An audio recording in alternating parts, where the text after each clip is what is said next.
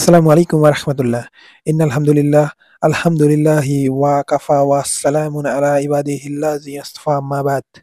আজকে আমি যে বিষয়টা নিয়ে মূলত আলোচনা করব সেটা হলো হাঁসের ভ্যাকসিন সম্পর্কে। হাঁস আমাদের দেশে অনেক মানুষই পালে এবং হাঁস আমরা প্রতিনিয়ত বিভিন্ন জায়গা থেকে কিনি, বিভিন্ন হাট-বাজার থেকে কিনি। তো হাট-বাজার থেকে কেনা হাঁসগুলো আমাদের কাছে অনেক সময় অনেক পাইকারেরা মিথ্যা বলে যে এই হাঁস সুস্থ, কিন্তু বাসায় এনে ২ দিনের মাথায় দেখেন যে হাঁস মাথা ঘুরে পড়ে যাচ্ছে, অসুস্থ হয়ে যাচ্ছে। তো আমরা কিভাবে বিবেচনা করব যে এই হাঁসটা অসুস্থ? তো হাঁসের যে ডাক প্লেগ রোগ, এই রোগটা হলে হাঁসের মাথা ঘোরে, সে হাঁটতে পারে না, পাখনা দিয়ে হাঁটে, এরকম একটা অবস্থার সৃষ্টি হয়। ডাক প্লেগ হাঁসের একটি মারাত্মক সংক্রামক রোগ। এই রোগটি হলে হাঁসকে বাঁচানো অসম্ভব হয়ে পড়ে। ১৯২৩ সালে বাউডেট নামের এক বিজ্ঞানী নেদারল্যান্ডে রোগটি প্রথম আবিষ্কার করেন। পরবর্তীকালে France, Germany, America, Bharat, Bangladesh ও পৃথিবীর আরো বহু দেশে এই রোগের শনাক্ত করা হয়।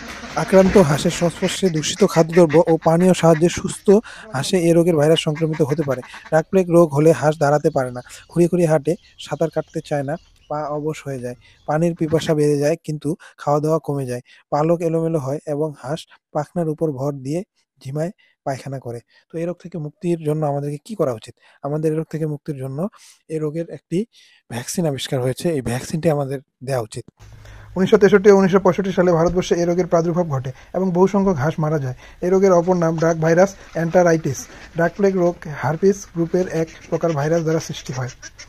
এই ভ্যাকসিনটি ২৮ দিন বয়সে একবার দিতে হয় ও পরবর্তীতে ৬ মাস বয়সে দিতে হয়। আমাদের এই হাঁসগুলো ৬ মাস বয়স হয়ে গেছে, সেজন্য আমরা এই ভ্যাকসিনটি করে দিচ্ছি। তো এই ভ্যাকসিন করার সময় আমার ছোট ভাই, সে আমাকে সাহায্য করতেছে, আর সে অনেক কষ্ট করে এই হাঁসগুলো ধরতেছে, ভিতর থেকে ধরে নিয়ে আসতেছে, আর আমি এখান থেকে দিচ্ছি। আসলে এটা কোনো সহজ কাজ নয়, এটা অনেক কঠিন কাজ। আজকে সারাদিনে আমাদের অনেক কষ্ট হয়েছে, আর হাঁসগুলো ধরতে যায় অনেক কাটাকাটি হয়েছে, পায়ে কাটা গেছে। আমার ছোট ভাই যে হাঁসগুলো ধরতেছে, তো তার পায়ে অনেক জায়গায় কাটা গেছে, হাতেও কাটা গেছে, কারণ হাঁসগুলো প্রচুর লাফালাফি করতেছে, দৌড়াদৌড়ি করতেছে, তারা কোনোভাবেই ধরা দিচ্ছে না। এতগুলো হাঁস কিন্তু একটার বেশি কোনোভাবেই ধরা যাচ্ছে না। হাসপাতাল থেকে যে ভ্যাকসিনটি দিয়েছে সেটা আমরা ১০০ মিলি পানিতে মিশ্রিত করেছি। মিশ্রিত করার পর এটা আমরা ইঞ্জেকশনের মাধ্যমে, ইঞ্জেকশনে এখানে ৩ মিলি করে ধরে, তো একবার নিলে আমরা ৩টি হাঁসকে দিতে পারি। তো হাঁসের এটা দিতে হবে রানের মাংসের মধ্যে, এমনভাবে দিতে হবে যেন হাড়ের মধ্যে না লাগে। হাড়ের মধ্যে লাগলে এই হাঁসগুলো পরবর্তীতে খোঁড়ায় খোঁড়ায় কিছুদিন হাঁটবে। তো আমাদের এরকম ৩ থেকে ৪টা হাঁস এরকম হয়েছে। যেহেতু আমি এর আগে কখনো এটা দেইনি, প্রয়োগ করিনি, এটাই আমার জন্য প্রথমবার। আপনারা যারা হাঁস পালন করেন, অবশ্যই হাঁসের যে ভ্যাকসিন রয়েছে, এই ভ্যাকসিনগুলো পুরোপুরি আপনাদেরকে দিতে হবে। নাহলে হাঁস যখন তখন মারা যাবে।